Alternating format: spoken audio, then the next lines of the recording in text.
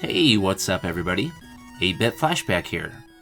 Today I'll be taking a look at the $30 Pow Kiddy V90 that was released earlier this year. The V90 has a very similar resemblance to the Gameboy Advance SP that was released back in 2003, so I thought it'd be fun to do a couple comparison tests with gameplay and emulation between these two. Also in this video, I'll demonstrate the Miyoo custom firmware version 1.33 running on the Pow Kiddy V90, which has a ton of emulator updates and various other features for a better overall experience with improved performance. And I will have the links posted for the Pow Kiddy V90 and the custom firmware down below in the description. So before I do the comparisons between the Game Boy Advance and the V90, let's take a closer look at the V90. Okay, let's see what all we get inside the box here. We have the V90, then in the bottom of the box we have the USB-C charging cable. And it takes about 2 hours to charge this, and that gives you about 4 hours of playing time. And there's also a brief set of instructions to get you set up and going. The quality of the housing or the shell for the V90 seems to be decent, although the plastic is a little bit on the thin side. On the back of the handheld, you do have access to the rechargeable battery, which really isn't necessary because you can just charge this with the USB-C cable. On the side is going to be the micro SD card slot and the power switch. On the bottom will be the charging port and the headphone jack. And on this side is the volume control. Now let's go ahead and open this up. So this handheld does include a 16GB or 32GB micro SD card with a bunch of games already pre-installed and the original firmware ready to go. Here's a quick look at the original firmware. It does include a bunch of different emulators, so this is ready to play as is. But as I mentioned earlier, I did install some custom firmware, and I did this by installing it on a separate micro SD card, then swap the games over from this micro SD card to the new one with my new custom firmware. And this is fairly easy to do. There is some step-by-step instructions located on the web page for the custom firmware, and that link is down below. This firmware includes a cool little splash screen that's kind of reminiscent of the original Game Boy, only it says Pow Kiddy. It also features a couple different skins or themes for the emulator menus, and my favorite one would be this one, the new comic book. The V90 is capable of emulating a bunch of different systems, such as Game Boy Advance, Nintendo, Super Nintendo, Sega Genesis, PC Engine, arcade, and even some PlayStation games. So there's quite a few emulators you can pick from for a lot of your favorite retro systems. There's also some system tools you can play with, such as the calculator, movie player, and terminal. And there's a bunch of ported games such as Outrun, Hexen, and Doom that you can play on this as well. For the button layout, it has a D-pad that's fairly good size and seems to work well. For action buttons, A, B, X, and Y, a reset button at the top, and start and select. And located on the top of this handheld, it has 4 shoulder buttons.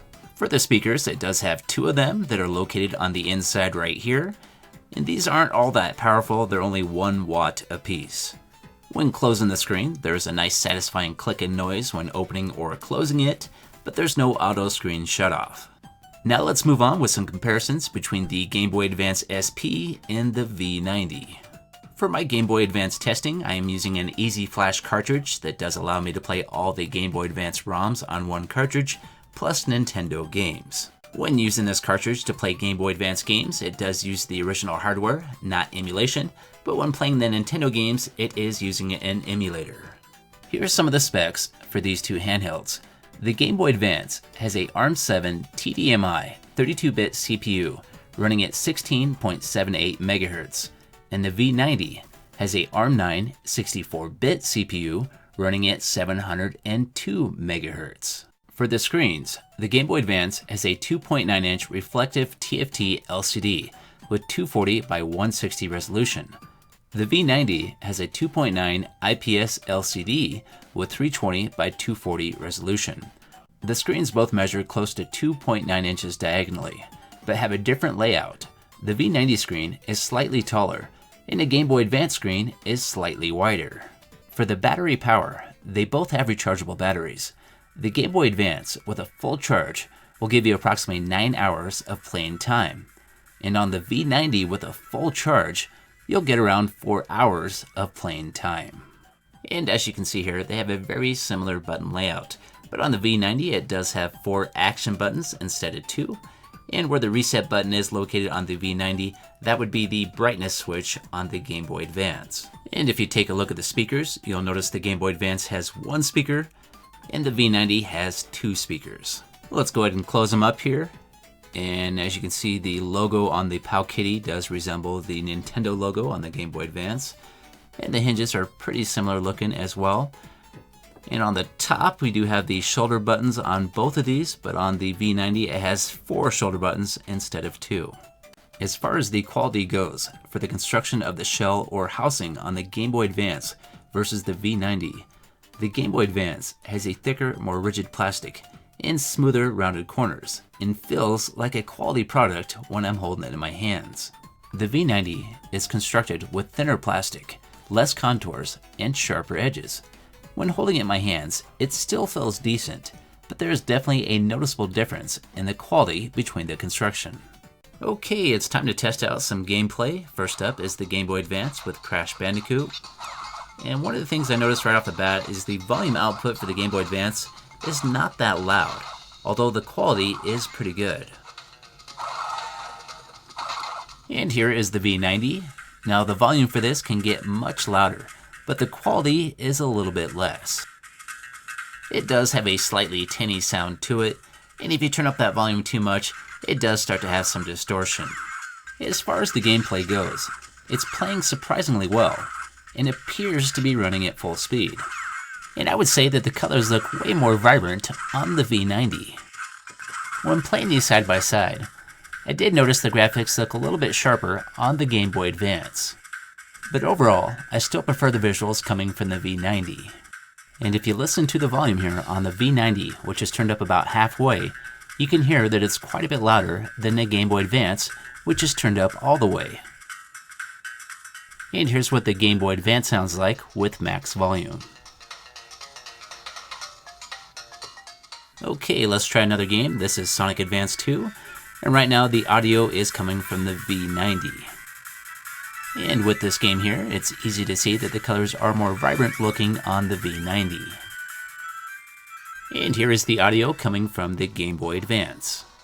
So out of these two games so far, I'm calling it a draw with the gameplay. Visually, I like the way it looks more on the V90, but the audio is cleaner on the Game Boy Advance.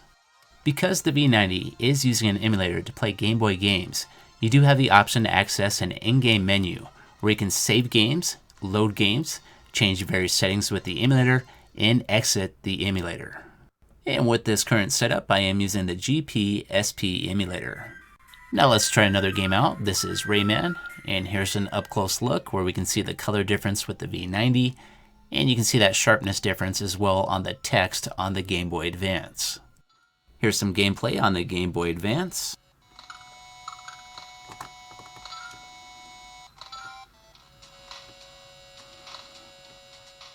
And here is some gameplay on the V90. And same thing goes for this game. I like the visuals more on the V90, but this sounds better on the Game Boy. And this game appears to be running at full speed on the V90 as well.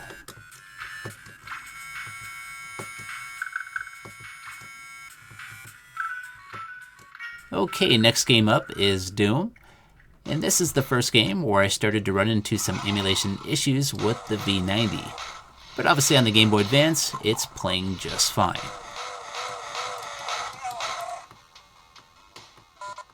When playing this game on the V90, I noticed that the frame rate is not quite running at full speed, and the game gets a little bit choppy at times, which makes it hard to control. Now this isn't crazy noticeable, and I would say the game is still playable, but for some people it might not be enjoyable.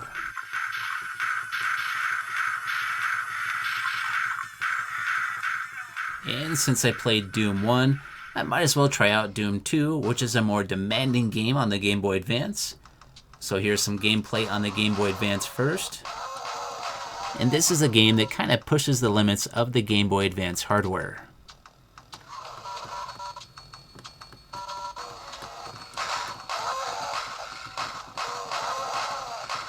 And here is Doom 2 on the V90. And let's just say it did not go well. The game is running extremely slow, and I would say it is very unplayable. Now, out of all the Game Boy Advance games I did test on the V90, Doom 2 by far had the worst performance. Most of the games played pretty well, but as you can see here, Doom 2 did not, and I'm sure there's a few other games that might have similar problems. Now let's move on to the next game. This is Gunstar Heroes, which is another game that starts to push the limits of the Game Boy hardware, and here it is playing on the Game Boy Advance. And here it is on the V90, and surprisingly, it's playing pretty well. Although there is some issues with the audio, when that volume spikes, you can hear it start to distort and pop.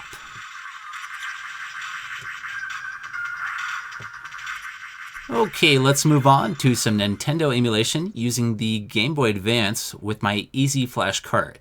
There is a Nintendo emulator that's included on the Easy Flash cart, so I'm going to try some Contra out using the Pocket NES emulator. So the Game Boy Advance has a CPU that only runs at speeds of around 16 megahertz, so it's not a very capable emulating machine, but it can emulate a couple consoles such as Nintendo.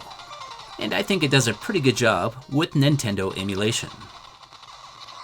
And here is Contra for Nintendo on the V90.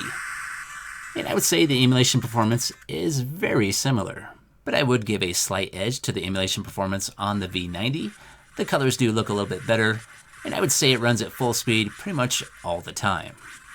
Now when it comes to just Game Boy Advance gameplay between the V90 and the Game Boy Advance SP, the Game Boy Advance is the clear winner. For the most part, the V90 does a pretty good job with emulation on most of the Game Boy Advance games, but once you start to get into those more demanding games that push the limits of the original Game Boy hardware, the emulation really starts to suffer on the V90. And that's it for the comparison testing between the V90 and the Game Boy Advance. Now we're just going to move on to some emulation testing, and we'll start with some Super Nintendo. And this is Contra 3, and it seems to be running at full speed, and I'm not really noticing any issues. In fact, most of the Super Nintendo games on this handheld play pretty well, but there's a few games such as Star Fox that do not have that great a performance. And unfortunately, I can't show footage of Star Fox running on this handheld because of copyright reasons. Now let's move on to the next game. This is an arcade game, The Punisher. This game's playing really good, and from what I can tell, it's running at full speed. And this handheld is plenty capable of playing a lot of the 80s arcade games and some of the early 90s ones as well. Now let's try some Sega Genesis. This is Vectorman running at full speed. So this game is playing well, and the majority of Mega Drive and Sega Genesis games on this handheld should have similar performance, but don't expect perfect emulation. There will be a few games that will have issues. Now let's try some PlayStation, and we'll start off with some Mega Man or Rockman. And I much prefer the name Mega Man, but it might be different for others. And if you take a look at the bottom left corner, you can see that there is a frames per second counter, which does show this game is running at full speed most of the time. Now let's try out the Contra Adventure for PlayStation. And this game is not quite running at full speed, but I would still consider it playable. If you take a look at that frames per second counter in the bottom left, you can see it start to dip down as more enemies show up on the screen at the same time, which makes the emulation engine have to work harder.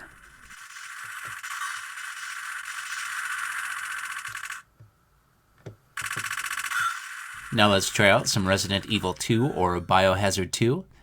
And this game is playable, but I was having a hard time trying to get used to the controls. I guess I'm used to using analog sticks, so it was throwing me off just using the D-pad. The video cutscenes seem to be playing okay, and the frame rate is playing it pretty close to full speed.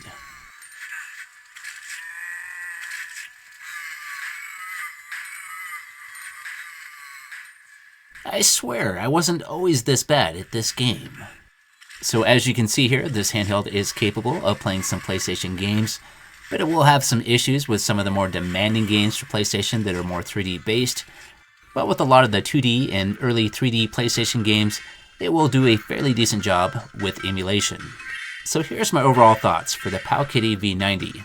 It's a fairly decent handheld, especially for the price. It obviously has some issues, and it's far from perfect. but this is more than capable of playing a ton of games with fairly good emulation. Okay, it's time for me to get out of here. If you liked this video, if you could, hit that like button and have yourself a great day, and I'll see you next time.